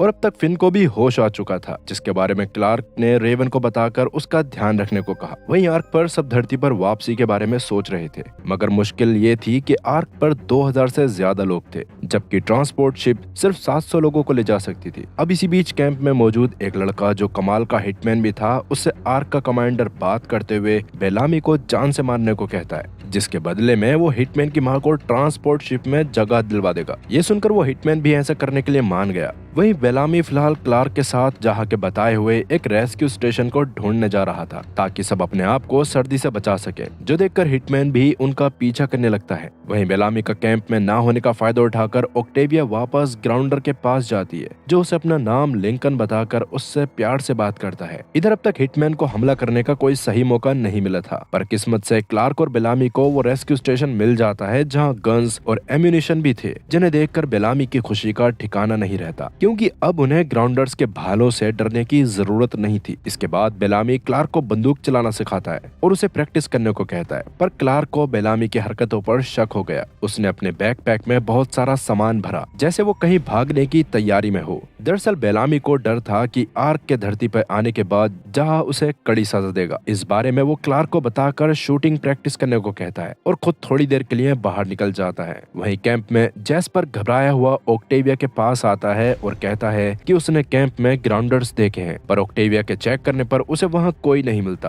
असल में जैस्पर ने कुछ नशीली नट्स खा लिए थे, जिस वजह से उसे हेलुसिनेशंस हो रहे थे। ये सुनकर ऑक्टेविया के दिमाग में लिंकन को बचाने का आइडिया आया और उसने पूरे कैंप में नट्स बांट दिए। वहीं बेलामी और क्लार्क भी वही नट्स खाने के लिए लाए थे, जिन्हें खाकर जंगल में बेलामी को भी अजीब चीजें दिखने लगती हैं। उसे जज जाहा दिखते हैं, जिनके पेट से खून बह रहा था और वो बदला लेने आए थे। साथ ही वहाँ वो 320 लोग भी थे जिन्होंने आर्क पे अपनी जान दी थी। तब बेलामी रोते हुए डर के मारे भागने लगा। वहीं क्लार्क को भी उसके पिता दिखाई देते हैं, जिन्होंने उसे दिलासा दिया और कहा कि उसकी माँ उसे बहुत प्यार करती है, इसलिए उसे उन्हें माफ कर देना चाहिए। पर जैसे ही वो बोल रहे थे, उनकी आवाज अचानक बदल गई। असल में वो हिटमैन ही था जिसने क्लार्क के सर पर पीछे से वार कर दिया, जिस दौरान वो उसे मारने भी वाला था, पर सही समय पर क्लार्क ने वहाँ आके बेलामी को बचा लिया। तब हिटमैन ने उसे सच बता दिया कि उसे कमांडर ने बेलामी को मारने को कहा था, क्योंकि उसने ही बेलामी से जाहा को मारने को कहा था, और अगर धरती पे आने के बाद बेलामी ने उसका नाम ले दिया तो उसके लिए दिक्कत हो जाएगी। इतना बोलकर वो हिटमैन क्लार्क को मारकर बेलामी को भी मारने वाला था, जिस दौरान क्लार्क अपना बचाव करती है और तभी बेलामी ने एक खाली शेल उठाकर हिटमैन की गर्दन पे मारते हुए उसे खत्म कर दिया। इसके बाद क्लार्क ने बेलामी से वादा किया कि वो उसकी सजा माफ करने के लिए जाहा से बात करेगी। अब वैसे इस वक्त कैंप में भी हर कोई हेलुसिनेशंस का शिकार हो चुका था। ऑक्टेविया ने इस बात का फायदा उठाकर लिंकन को फ्री कर दिया। तब लिंकन ने उसे किस करा, जिसके बाद जैसे ही वो बाहर गया तब उसे फिन ने देख लिया, लेकिन लिंकन को रोकने की जगह फिन ने उसे जल्दी भागने का इशारा किया। आगे जब शाम में मिलर को लिंकन के भागने के बारे में पता चला तो वो परेशान हो गया। तब तक बेलामी और क्लार्क हथियारों के खजाने के साथ कैंप में भी वापस आ चुके थे और अब ये बेलामी का काम था कि वो बाकियों को भी बंदूक चलाना सिखाए ताकि ग्राउंडर्स के हमले करने पर वो सब तैयार रह सके। इससे सब काफी खुश हुए। इसके बाद क्लार्क ने जाहा से बात करके उसे कमांडर के बारे में बताते हुए बेलामी को माफ करने को कहा, जिस पर जाहा तुरंत मान गया क्योंकि वो कभी बेलामी को दोषी मान ही नहीं रहा था। इसके बाद कमांडर को तुरंत गिरफ्तार कर लिया गया, पर डायना ने अपने साथियों के साथ उसे जेल में कांच के टुकड़े से मार दिया और ऐसा दिखाया कि उसने खुद अपने आप को मारा है, क्योंकि असल में कमांडर से जाहा को मरवाने के लिए डायना ने ही कहा था। इसके अगले दिन जाहा ने सबके साथ वीडियो कॉल पे यूनिटी डे मनाया, पर जैसे ही जाहा ने अपनी स्पीच खत्म की तभी अचानक ठीक उसी जगह एक धमाका हुआ जहां जाहा खड़ा था। किस्मत से जाहा की जान तो बच गई थी, लेकिन केन ने इस धमाके में अपनी मां को खो दिया। इसके अलावा डायना को छोड़कर बाकी सब काउंसिल मेंबर भी या तो मर गए थे या जख्मी हो गए थे। इस गुस्से में जाहा ने केन को ही गुनहगार को ढूंढने को कहा ताकि वो ऐसा करने वाले से अपनी मां की मौत का बदला ले सके। अब वैसे तो ये काम भी डायना ने ही करा था, पर थोड़ी देर बाद वो अचानक केन के पास आके बताती है कि उसके सामने बॉम्ब ब्लास्ट करने वाले ने सरेंडर कर लिया है। ये सुनते ही केन भागते हुए जेल की तरफ गया, मगर वहां जाते ही उसे जेल में बंद कर दिया गया क्योंकि डायना अब तख्ता पलट करने का पूरा प्लान बना चुकी थी। इसी बीच आर्क के कई हिस्सों में पावर कट होने की वजह से बाहर की हवा अंदर आने लगी और लोग जमकर मरने लगे। जहां को इस बारे में पता चलने पर वो केन को ढूंढता हुआ जेल की तरफ आया, लेकिन वहां उसे भी बंद कर दिया गया। इसके बाद डायना ने अपने साथियों को उसकी बात मानने को कहा और जो उसकी बात नहीं मानता उसे जान से मार दिया जाता। वहीं धरती पे ऑक्टेविया फिलहाल लिंकन से मिलने उसकी गुफा में गई थी, जहां उसके साथ इंटीमेट होने के बाद जब वो बाहर आई तभी वहां फिन आ गया, जिसने पहले तो लिंकन को उसका खंजर वापस किया और बाद में फिन को भी लिंकन से बात करके समझ आया कि सच में लिंकन ने ऑक्टेविया और उनकी जान काफी बार बचाई है। तभी फिन ने लिंकन को आर्क के आने के बाद के बारे में बताया, क्योंकि वो लिंकन और उसके साथियों को बचाना चाहता था, जिसके लिए ग्राउंडर्स को उनके कैंप के लोगों के साथ मिलकर रहना पड़ेगा, वरना आर्क के लोग आकर उनसे सच में जंग करेंगे। और अगर सच में सब नॉर्मल दिखाना था तो दोनों ग्रुप के लीडर को आर्क के आने से पहले इस बारे में बात करनी होगी। ये सुनकर लिंकन अपने लीडर से इस बारे में बात करने का फैसला करता है। तब फिन भी क्लार्क के पास जाके उसको सब बताता है, जो जानकर शुरू में तो क्लार्क डर रही होती है, पर बाद में वो मीटिंग करने के लिए मान जाती है। अब वैसे तो फिन चाहता था कि क्लार्क अकेले जाकर मीटिंग करे, मगर क्लार्क जानती थी कि ऐसे में खतरा हो सकता है, इसीलिए वो बाद में बेलामी को इस बारे में बताकर उससे हथियारों के साथ छुपकर पीछे आने को कहती है, जिस पर बेलामी भी मान जाती है। इसके बाद क्लार्क फिन के साथ ग्राउंडर्स के लीडर के पास जाती है, जिस दौरान बेलामी और जेस्पर भी उनका पीछा कर रहे थे। आगे सुबह होने पर फिन और क्लार्क मीटिंग पॉइंट पर पहुंचे। वहां ऑक्टेविया भी थी। उसने जब लिंकन को गले से लगाया तो पीछे छुपे बेलामी का खून खोलने लगा। उतने में ही वहां ग्राउंडर्स के लीडर एन्या घोड़े पर सवार होकर अपने दो साथियों के साथ आती है, जिस दौरान फिन ये देखकर हैरान था कि वो बिना किसी हथियार के आए थे, पर क्लार्क काफी कॉन्फिडेंट थी। उस दौरान क्लार्क ने एन्या की तरफ हाथ बढ़ाया, लेकिन एन्या शुरू से ही गुस्से में थी, क्योंकि उनकी वजह से उनका एक गाँव तबाह हो गया था। साथ ही उन्होंने लिंकन को भी टॉर्चर करा था। ये सुनकर भी क्लार्क ने एन्या से सही से बात करनी चाहिए। तभी अचानक पेड़ों में छुपे जेस्पर ने स्कोप से एक ग्राउंडर को देखा, जो क्लार्क की तरफ धनुष तान कर खड़ा था। इससे गुस्से में जेस्पर ने उसे शूट करके खत्म कर दिया, जिस वजह से पूरी नेगोशिएशन वहीं धरी की धरी रह गई। और अब खतरे को भांपकर क्लार्क और उसके साथी पूरी रफ्तार से अपने कैंप की तरफ भागने लगे। इधर आर्क पे डायना का प्लान बस खुद को और अपने साथियों को धरती पे लेके जाने का था, इसीलिए वो रेस्क्यू पोर्ट लेके निकलने वाली थी। लेकिन लॉन्च से बस 2 मिनट पहले डायना का एक साथी अबीगेल के पास आके उसे भी साथ चलने को कहने लगा, क्योंकि डायना को एक डॉक्टर की भी जरूरत थी। मगर अबीगेल ने उसकी बात नहीं सुनी, इसलिए अब डायना के लोग गुस्से में डायना के साथ धरती की तरफ चले गए। इधर फिन, जिसको समझ नहीं आया था कि क्लार्क ने बेलामी और जेस्पर को इस बारे में क्यों बताया, वो क्लार्क से नाराज हो गया। लेकिन क्लार्क ने उसे कुछ समझाने की कोशिश नहीं करी। ठीक उसी पल क्लार्क और बेलामी ने आसमान में ट्रांसपोर्ट शिप को नीचे आते देखा, मगर डायना के लोग उसे कंट्रोल नहीं कर पाए और शिप नीचे आके बुरी तरह क्रैश हो गया, जिसमें सब मारे गए। ये देख क्लार्क पूरी तरह टूट गई। इसके अगले दिन वो उस क्रैश साइट पे जाने के लिए गई, जहाँ वो अपनी माँ की निशानियां ढूंढने की कोशिश में लगी थी। पर तभी रेवन ने उसे वापस चलने को कहा क्योंकि आसपास बहुत सारा फ्यूल फैला हुआ था जो छोटी सी गलती से बड़ा धमाका कर सकता था। इसलिए सब वापस कैंप में आ गए। पर वहाँ रात होते ही अचानक किसी ने कैंप की अलार्म वायर को छेड़ दिया, जिसे चेक करने जब ऑक्टेविया वहां गई तो वहां मर्फी यानी वही लड़का खड़ा था जिसे क्लार्क ने गुस्से में कैंप से निकाल दिया था। उसकी हालत काफी खराब थी और उसके कैंप से निकलने के बाद उसे ग्राउंडर्स ने पकड़कर काफी टॉर्चर किया था और तब से लेके अब उसे मौका मिलने पर वो वहां से भाग कर आ पाया। अभी जब क्लार्क वहां आके मर्फी को देखने लगी तो उसे पता चला कि उसकी उंगलियों को बुरी तरह कुचला हुआ था, साथ ही उसके नाखून उखाड़ लिए गए थे। इसलिए अभी क्लार्क ने उसकी मदद करने का फैसला किया। इसके बाद क्लार्क इस बारे में रेवन को बताने गई तो उसने देखा कि रेवन की आंखों से खून निकल रहा था और यही सिम्टम्स जल्दी ही कैंप के बाकी लोगों में भी दिखाई दिए। इससे क्लार्क को ये समझ आ गया कि ग्राउंडर्स ने मर्फी को इन्फेक्ट करके उसे जानबूझकर भागने दिया ताकि वो वायरस को अपने कैंप के लोगों में फैलाए और इससे सब लोग मारे जाएं। इसलिए क्लार्क ने तुरंत उन लोगों को क्वारंटीन करने का फैसला किया जो मर्फी के संपर्क में आए थे। शुरुआत ऑक्टेविया से हुई जो सबसे पहले उससे मिली थी। इस बारे में पता चलने पर बेलामी अपनी बहन के पास गया, लेकिन उसे ऑक्टेविया में इन्फेक्शन का कोई निशान नहीं मिला। ये समझ आते ही क्लार्क ने कुछ सोचकर ऑक्टेविया को लिंकन के पास जाके इस वायरस के एंटीडोट के बारे में पूछने को कहा, मगर ऑक्टेविया को लिंकन के पास जाके पता चला कि इस वायरस का कोई एंटीडोट नहीं है। इससे कुछ लोग इम्यून होते हैं और इन्फेक्ट होने वाले लोग भी ज्यादातर कमजोर होते हैं, ना कि मारे जाते हैं। इसका मतलब जल्दी ही ग्राउंडर्स क्लार्क के कैंप पे हमला करने वाले थे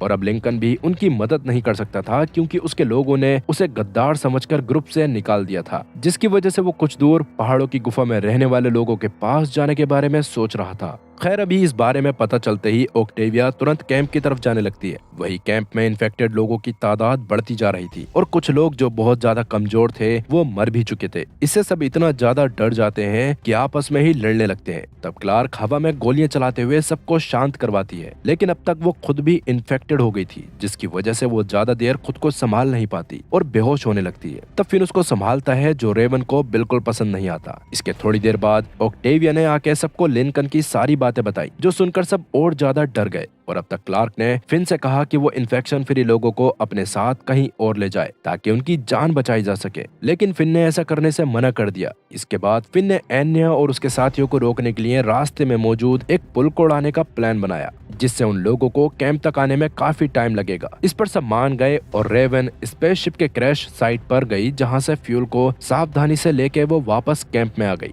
वहां आके उसने बेलामी और फिन को बॉम्ब कैसे बनाया जाता है उसके बारे में बताया, जिस दौरान फिन ने ब्रिज पर बॉम्ब रखने का फैसला किया, जबकि बेलामी निशाना लगाने वाला था। पर अब तक बेलामी भी इन्फेक्ट हो चुका था, इसलिए उसने जैस्पर को फिन के साथ जाने को कहा। तब उसकी हालत देखकर ऑक्टेविया उसके पास आई और दोनों ने बातें करते हुए एक दूसरे की सारी गलतियां माफ कर दी। अब रात में जब फिन बॉम्ब्स को लेने टेंट में गया तो वहां उसे बॉम्ब नहीं मिला, क्योंकि रेवन खुद बॉम्ब लगाने जा रही थी, क्योंकि वो खुद भी इस वायरस से इन्फेक्टेड हो चुकी थी। इस बारे में समझ आते ही फिन तुरंत जैस्पर के साथ रेवन को ढूंढने जंगल में निकल गया। अब एकदम सुबह सुबह के समय जैस्पर और फिन ने रेवन को ब्रिज के पास देखा, जहाँ वो बॉम्ब को फोड़ने के लिए उस पर निशाना लगाने की कोशिश कर रही थी, लेकिन बीमारी के कारण वो ऐसा नहीं कर पा रही होती। उतने में ही दूसरी तरफ से ग्राउंडर्स के आने की आवाज आने लगती है, जिसे सुनकर फिन तुरंत रेवन को बचाकर अपने साथ लाने लगता है और तभी जैस्पर भी बॉम्ब पे शूट करके ब्रिज को बर्बाद कर देता है। इसके बाद कैंप में वापस आके रेवन ने फिन के साथ अपने रिलेशन को खत्म कर दिया, क्योंकि वो समझ चुकी थी कि शायद फिन अब क्लार्क को ज्यादा पसंद करता है। अब इसके लगभग 2 दिन बाद वायरस का असर भी खत्म होने लगता है, लेकिन क्लार्क और बेलामी को यकीन था कि ये ग्राउंडर्स दोबारा हमला जरूर करेंगे। उसी रात अचानक खाने वाले कमरे में आग लग गई, जिससे उनका सारा खाना जल गया, जिसका मतलब अब उन्हें शिकार करने वापस जंगल में जाना पड़ेगा और इसी तरह सबका पेट भरा जा सकता है। इसीलिए अब क्लार्क, फिन और एक छोटा लड़का शिकार करने निकले, जिस दौरान फिन को क्लार्क के साथ जाते देख रेवन को जलन महसूस हुई और वो अकेली बाहर निकलने ही वाली थी कि बेलामी ने उसे रोक लिया। तभी रेवन को वॉकी टॉकी बनाने का आइडिया आया और वो उस काम में लग गई। इधर आर्क पर केन की आंख खुली और वो तुरंत दूसरे बचे हुए लोगों की तलाश में निकल गया, क्योंकि ट्रांसपोर्ट शिप के लॉन्च होने के बाद में स्पेसशिप में कई दिक्कतें आ गई थी और सब लोग एक दूसरे से अलग हो गए थे। तब केन ने सबसे पहले एक हेड इंजीनियर की मदद करी और थोड़ी ही देर में उन्होंने जाहा और कुछ और लोगों को ढूंढ लिया। पर अभी स्पेसशिप में कई खराबी आ गई थी और सबसे बड़ी दिक्कत थी कि उनके पास बस 51 घंटे का ऑक्सीजन बचा था, दूसरी तरफ जंगल में शिकार करने से पहले क्लार्क, फिन और उस लड़के पर ग्राउंडर्स ने हमला करके उन्हें कैद कर लिया, जिसके बाद क्लार्क की आंख खुलने पर उसने खुद को एन्या के सामने एक गुफा में पाया, जहां एन्या चाहती थी कि क्लार्क उसकी एक साथी का इलाज करे जो उसी ब्रिज एक्सप्लोजन के टाइम पर घायल हो गई थी, और अगर क्लार्क ऐसा नहीं कर पाती तो वो लोग फिन को जान से मार देते। तब क्लार्क उस लड़की का इलाज करने की कोशिश करती है, मगर वो उसे बचा नहीं पाती, जिससे गुस्से में एन्या अपने साथियों से फिन को बाहर ले जाके मारने को कह देती है, जिसके बाद वो खुद भी बाहर चली गई थी। अभी क्लार्क के पास एन्या का एक साथी था, जिससे बात करके क्लार्क को पता चलता है कि एन्या अगले दिन वापस से उनके कैंप पर हमला करने वाली है और इस बार क्लार्क उन्हें बचाने के लिए उनके साथ नहीं होगी। ये सुनकर क्लार्क गुस्से में उस आदमी पे हमला करके जैसे तैसे उसे खत्म कर देती है और एन्या के बेस से भागकर कैंप की तरफ जाने लगती है, लेकिन वो ज्यादा दूर नहीं जा पाती और फिर से पकड़ी जाती है। इधर रात में क्लार्क और फिन के वापस न आने की वजह से रेवन को लगा कि वो दोनों कहीं रंगरेलियां मना रहे होंगे, इसीलिए उसने गुस्से में बेलामी के पास जाके इंटीमेट होने की कोशिश की और तब बेलामी भी उसके साथ इंटीमेट होने लगा। इधर आर्क के कुछ पार्ट्स को सही करते हुए केन ने आखिरकार अबीगेल को भी ढूंढ निकाला, जो भी थोड़ी देर में होश में आ गई, लेकिन किसी को समझ नहीं आ रहा था कि वो लोग अपनी जान कैसे बचाएंगे। इधर एन्या के पास ट्रिस्टन नाम का एक आदमी आया, जिसने एन्या से क्लार्क को मारने को कहा। तभी अचानक उनकी नजर पहाड़ों की गुफा पे चल रही मशाल पर पड़ी, जिसे देखकर सब डर गए, क्योंकि वहाँ के लोग, जिन्हें रीपर्स कहा जाता है, ऐसी मशालें तभी जलाते थे जब उन्हें नीचे आना होता था, और ये ग्राउंडर्स के लिए भी खतरे की बात थी, क्योंकि वो ग्राउंडर्स के कट्टर दुश्मन है। खैर, एन्या एक भयानक स्कल मास्क पहने ग्राउंडर से क्लार्क को खत्म करने को कहती है और खुद वहाँ से निकल जाती है। तब वो ग्राउंडर क्लार्क को बेहोश कर देता है, लेकिन वो रात में उसे फ्री भी करवा देता है, क्योंकि असल में वो कोई और नहीं बल्कि खुद लिंकन था, जिसके बारे में किसी को पता नहीं होता, और उसे ही पहले फिन को मारने का काम भी मिला था, लेकिन उसने फिन को भी बचा लिया था। वही कैंप के लोगों को जंगल में वो छोटा लड़का मिलता है जो फिन और क्लार्क के साथ गया था, और अभी वो बता देता है कि उन दोनों को ग्राउंडर्स पकड़ कर ले गए हैं। ये जानकर सब पहले तो उसे कैंप में वापस लेके आते हैं, जहां अकेले में जब वो लड़का मर्फी से पानी मांगता है तो अचानक मर्फी एक पॉलीथिन बैग उसके मुंह पर डालकर उसे जान से मार देता है, क्योंकि वो लड़का एक समय पर उसे मरवाना चाहता था। पर इतने में ही वहां जैस्पर ने आके सब देख लिया, इसलिए मर्फी ने जैस्पर पर बंदूक तान दी और वॉकी टॉकी मांगा, पर जैस्पर ने चतुराई दिखाते हुए बेलामी को मैसेज भेज दिया। इससे गुस्से में मर्फी ने तुरंत हैच बंद कर लिया और बेलामी को धमकी दी कि अगर उसने हीरो बनने की कोशिश की तो उसका अंजाम बुरा होगा। तब बेलामी समझ गया कि मर्फी उससे बदला लेना चाहता है, इसलिए वो मर्फी से जैस्पर को छोड़ने को कहता है, जिसके बदले में वो अपने आप को उसके हवाले करने को तैयार था। इस पर मर्फी मानकर उसे पीछे वाले रास्ते से अंदर आने को कहता है, जहां मर्फी अब तक कुछ जलने वाले लिक्विड के ड्रम सेट कर चुका था। उस दौरान बेलामी के साथ रेबन भी अंदर आ गई थी, जो वहां के माहौल को देखकर समझ जाती है कि वो वहां गोली नहीं चला सकते, क्योंकि एक गोली सबको जान से मार देगी। फिन और क्लार्क को अपने साथ एक गुफा के रास्ते से कैंप की तरफ लेके जा रहा होता है, लेकिन उन गुफा के अंदर अभी सच में रीपर्स आए हुए थे, जो उन्हीं लोगों के वंशज होते हैं जो न्यूक्लियर वॉर में पहाड़ों में छुपकर बच गए थे, लेकिन वो जल्दी बाहर नहीं आते। पर जब भी आते हैं तो ग्राउंडर्स को उनसे काफी खतरा होता है। खैर, अभी वो तीनों आगे बढ़ते रहते हैं, जिस दौरान अचानक एक आहट को सुनते ही लिंकन मशाल बुझा देता है और थोड़ा सा आगे जाके फिन को अपनी डायरी देते हुए कहता है कि तुम दोनों यहाँ से निकलकर अपने साथियों के पास जाओ और तब तक मैं इन लोगों से लड़ता हूँ। शुरू में तो क्लार्क और फिन इस पर नहीं मानते, मगर लिंकन उन्हें वहाँ से भेज देता है। उस दौरान कुछ रीपर्स उन दोनों के पीछे भी लग गए थे, लेकिन फिन एक रीपर को मारने में कामयाब हो जाता है और दोनों जैसे तैसे अपनी जान बचाकर वहाँ से निकल जाते हैं। दूसरी तरफ रेवन बेली को मर्फी के पास भेजकर खुद सर्किट बोर्ड के पास जाती है, ताकि उसमें छेड़छाड़ करके वो हैच का दरवाजा खोल सके। जबकि मर्फी के पास जाते ही मर्फी ने बेलामी को फांसी पर लटका दिया था, पर किस्मत से रेवन तभी हैच का दरवाजा खोल देती है और सब अंदर आके बेलामी को बचा लेते हैं। लेकिन इस अफरा तफरी में मर्फी के हाथ में एक बॉम्ब लग जाता है, जिससे वो हैच के दूसरी तरफ की दीवार में छेद करके वहाँ से भाग जाता है। इसके थोड़ी देर बाद ही वहाँ क्लार्क और फिन भी आ गए थे, जिन्होंने सबको वो जगह जल्द से जल्द खाली करने को कहा, क्योंकि ग्राउंडर्स कभी भी वहां पहुंचने वाले थे। ठीक उसी पल रेवन लड़खड़ाती हुई वहां पहुंची, जिसके पेट में मर्फी ने गोली मार दी थी। वहीं आर्क पर जाहो को काफी देर सोचने के बाद एक प्लान सूझा। उसने फैसला किया कि वो थ्रस्टर्स की मदद से आर्क को धरती के ऑर्बिट की तरफ भेजेगा, जिससे आर्क का एक हिस्सा स्पेस में रहेगा और बाकी धरती पे चला जाएगा। हालांकि इसमें 95% हिस्सा धरती से टकराकर बर्बाद हो जाता। जाहा ने उस बचने वाले 5% हिस्से के बारे में पता कर लिया, जो पानी में लैंड करके बच जाता और उसमें सबकी जान बच जाती। किसी के पास और कोई रास्ता ना होने की वजह से उन्होंने ये प्लान मान लिया और सब 5% हिस्से में जाके बैठ गए। पर यहाँ दिक्कत ये थी कि किसी न किसी को पीछे रहकर उस हिस्से को मैनुअली लॉन्च करना पड़ेगा, जो हिस्सा स्पेस में रहेगा। तब केन ऐसा करने के लिए आगे बढ़ने लगा, मगर उसके ऐसा करने से पहले ही जाहा ने ये काम कर दिया, जिससे बाकी सब तो धरती की तरफ बढ़ने लगे, मगर जाहा स्पेस में ही रह गया। वहीं कैंप में क्लार्क रेवन को बचाने की कोशिश में लगी थी। तभी उसे बेलामी ने सुझाव दिया कि उन्हें रीपर से बातचीत करनी चाहिए, क्योंकि दुश्मन का दुश्मन दोस्त होता है। मगर क्लार्क ने ऐसा करने से मना कर दिया। खैर अभी वो बस रेवन को बचाना चाहती थी, क्योंकि गोली उसके शरीर में अभी भी थी, मगर उसे बाहर निकलने का कोई रास्ता नहीं मिल रहा था। अब रात में अचानक ग्राउंडर्स ने वहाँ आके सच में हमला कर दिया, जिस दौरान क्लार्क के साथी भी उनसे लड़ने लगे। मगर ग्राउंडर्स सच में काफी खतरनाक थे, और खासकर ट्रिस्टन, जो सबको बुरी तरह से मारे जा रहा था। तब क्लार्क ने प्लान बनाया कि वो अपने साथियों को जैसे तैसे अंदर हैच में बुलाएगी और बाहर मौजूद रॉकेट शिप को ब्लास्ट कर देगी, जिसमें भी फ्यूल होने की वजह से बाहर मौजूद सब लोग मारे जाएंगे। इसी बीच रेवन दर्द के मारे बेहोश हो गई। इधर बेलामी एक बहुत खतरनाक ग्राउंडर से लड़ रहा था, जो उसको हमला करने का मौका ही नहीं देता। पर तभी ऑक्टेविया ने पीछे से आकर उसे खत्म कर दिया। लेकिन अब तक ऑक्टेविया की हालत भी काफी खराब हो चुकी थी, जो देखकर बेलामी को समझ नहीं आता कि वो उसकी जान कैसे बचाए। तभी वहाँ लिंकन भी आ गया, जो ऑक्टेविया को लड़ाई के बीच से निकाल कर कहीं सेफ जगह ले जा सकता था, जहां उसकी जान बचाई जा सके। ये सुनकर बेलामी तुरंत उसे लिंकन के साथ भेज देता है। इस वक्त फिन भी उनके साथ चला गया था, ताकि वो रेवन को बचाने के लिए भी कुछ दवाई ला सके। उसके गुफा में जाने के बाद फिन की नजर रीपर की एक ड्राइंग पर पड़ती है, जिसे देखकर उसे बेलामी की बातें याद आती हैं कि उन्हें रीपर्स की मदद लेनी चाहिए। इसीलिए वो लोग कुछ ग्राउंडर्स का ध्यान भटका कर